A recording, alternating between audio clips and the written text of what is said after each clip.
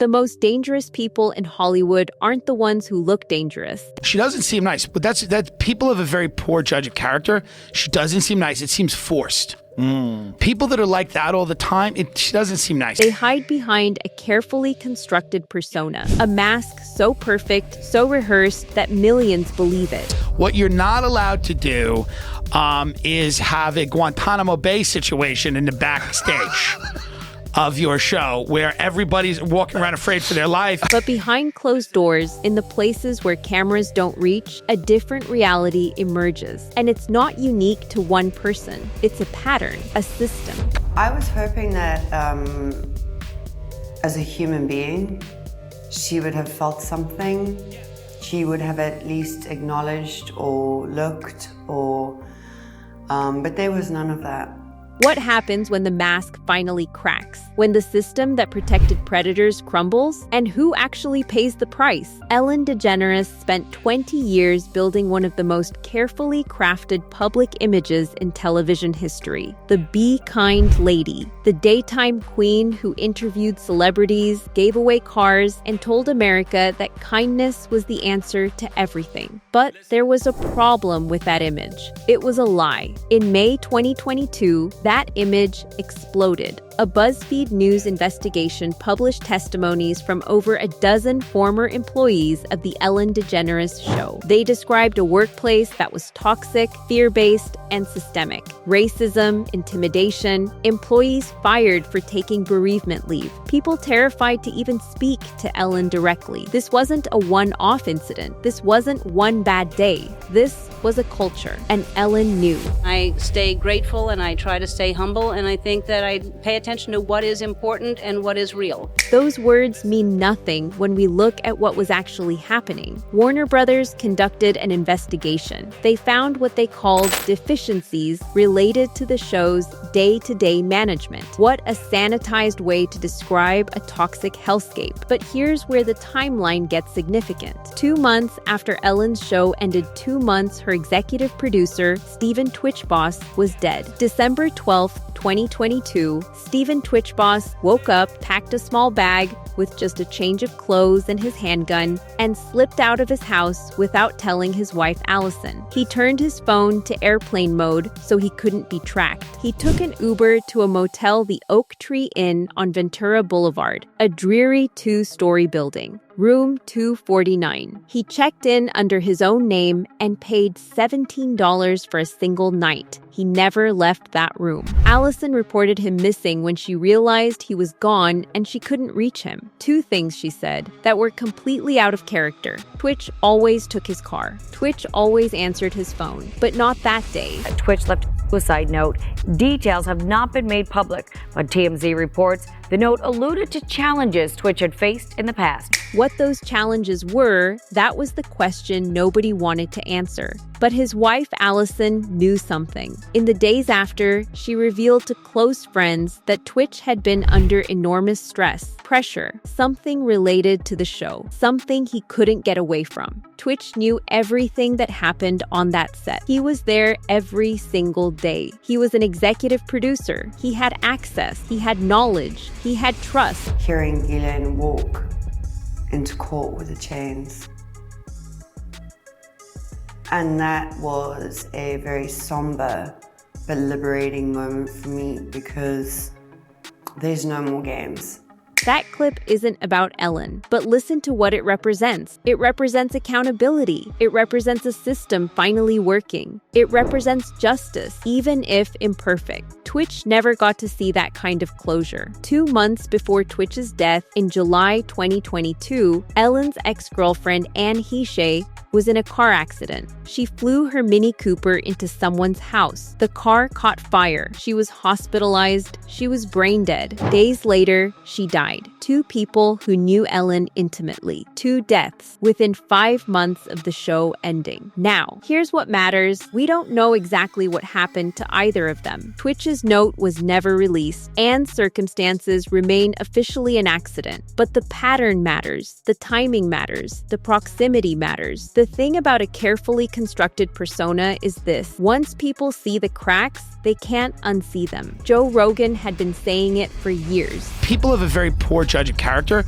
She doesn't seem nice. It seems forced. But the real wake-up call came from someone who actually knew Ellen, someone who had been her best friend, Rosie O'Donnell. Ellen came out on Rosie's show in 1996. They were close for years. Rosie held Ellen's newborn babies. They had photos together, 30 years of history. But as soon as Ellen's show took off, as soon as the Be Kind brand became profitable and powerful, Rosie was cut off. No explanation, no goodbye, just silence. And then Ellen went on television and publicly said, "I don't know, Rosie. We're not friends." I couldn't believe it. Why did she say that? I don't know, because I have photos of her holding my newborn babies. I knew her for 30 years. Like, I don't know, Rosie, we're not friends. It was so upsetting to me that I had t-shirts made. Let that sink in. A 30-year friendship. Discarded, public humiliation instead of a private conversation. This is the pattern. The moment Ellen had power, the moment her image was profitable, she pushed everyone away who didn't serve that image. She didn't care about loyalty. She didn't care about decades of friendship. She cared about control. And that's exactly what Joe Rogan has been describing as the broader Hollywood problem. There is an arrogance that some stars had. I encountered a bunch of that. They would let you know that you are subhuman, and they would dismiss you in the easiest ways. They had power, and then when an executive would come over, they would turn on the charm. This is systemic. This is how the industry operates. This is who rises to power and who doesn't. But Ellen's workplace toxicity is just one layer of a much darker reality in Hollywood. Because while Ellen was building her nice guy brand, a much more sinister system was operating in the shadows. Jeffrey Epstein, Ghislaine Maxwell, a decades-long trafficking ring that preyed on children and young women, and the system protected them for years. Virginia Roberts Giuffre was trafficked into sexual abuse when she was just a teenager. She was groomed, she was coerced, she was raped repeatedly by men with power and connections, and nobody stopped it. Not for years, not until the system finally broke. In 2021, Ghislaine Maxwell was convicted. She was sentenced to 20 years in prison. But listen to what happened next. Maxwell got a platform. From inside prison, she gave interviews. She tried to rewrite history. She tried to present herself as a victim, as misunderstood, as someone the world got wrong. I feel completely divorced from the person that people reference and talk about. I'm the cruelest, meanest, horriblest person who's committed crimes. She's literally reciting the accusations while denying them.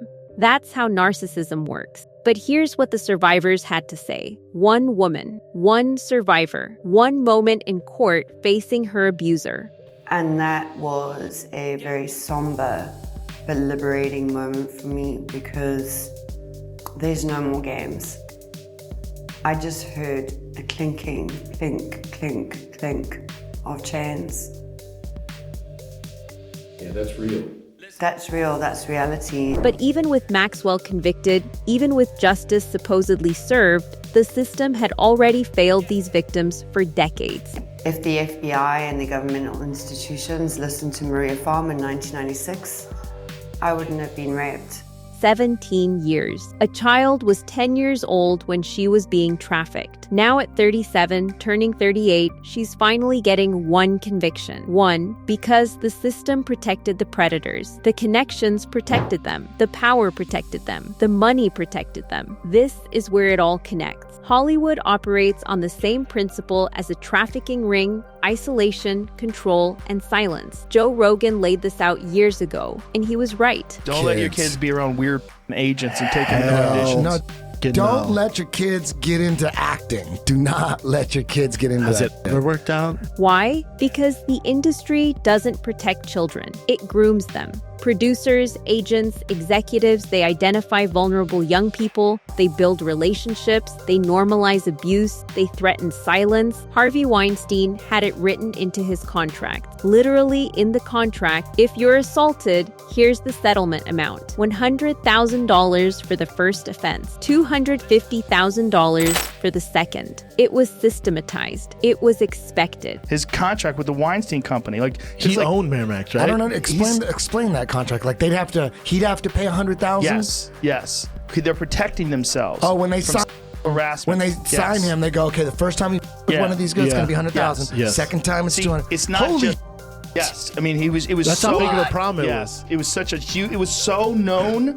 And nobody stopped it. Not the executives, not the agents, not the colleagues, not the nice people. Because the system is designed to protect the powerful and silence the vulnerable. Ellen's workplace toxicity is just one visible manifestation of a much larger machinery. The machinery that kept Epstein and Maxwell operating for decades. The machinery that kept Weinstein protected. The machinery that is still operating right now. The nice guy persona isn't a bug. It's a feature. It's the camouflage that the system uses. Whatever, you're allowed to be a bitch, right? You're allowed to be a bitch. You're allowed to be nasty to people. You're accomplished. You're a comedian. You did the whole thing.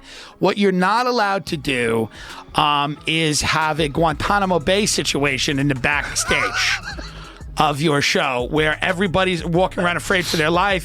But that's exactly what happens over and over in Hollywood, in corporate America, in power structures everywhere. Here's what we know. Ellen's show ended. The workplace investigation found failures. Employees were harmed. That's documented. That's real. Twitch died by suicide. He was under stress related to the show. His wife confirmed it. We don't know all the details, but the facts are there. Anne Heike died in a car accident. The circumstances are documented. The coroner's report exists. The timeline is real. Ghislaine Maxwell was convicted. She trafficked children. She groomed victims. She destroyed lives. And she was sentenced. Not enough time, survivors say, but sentenced nonetheless. Jeffrey Epstein died in prison. Whether suicide or murder, he never faced trial. His victims got partial justice, Maxwell's conviction, but Epstein escaped full accountability. Now, the question isn't whether these events are connected by some grand conspiracy. They're not. What they are is symptomatic of a system where power protects predators' nice personas, hide dark realities, survivors fight for 17 plus years, for basic justice executives escape accountability. The machinery keeps running. Psychologist Randy Kogan, who treats Epstein and Maxwell survivors, said this about Maxwell. Ghislaine Maxwell exhibits narcissistic qualities. She has no remorse. There's no empathy or compassion. Is she treatable, in your opinion? Could she be rehabilitated? The problem with individuals who exhibit symptoms of a narcissistic personality disorder, there is a lack of insight. And when there's no insight, there's no change.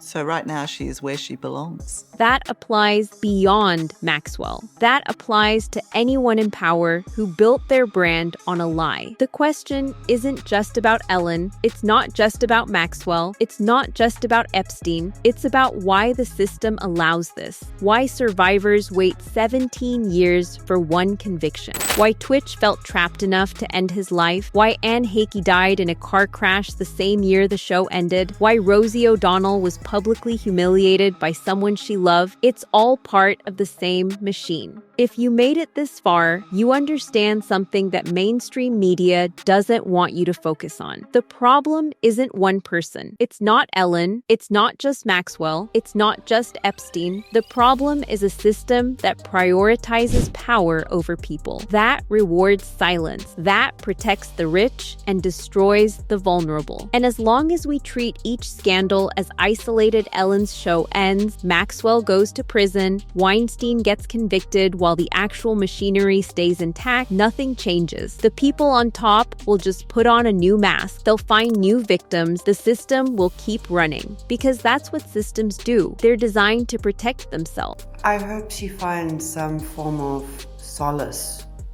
or comfort for her retirement years.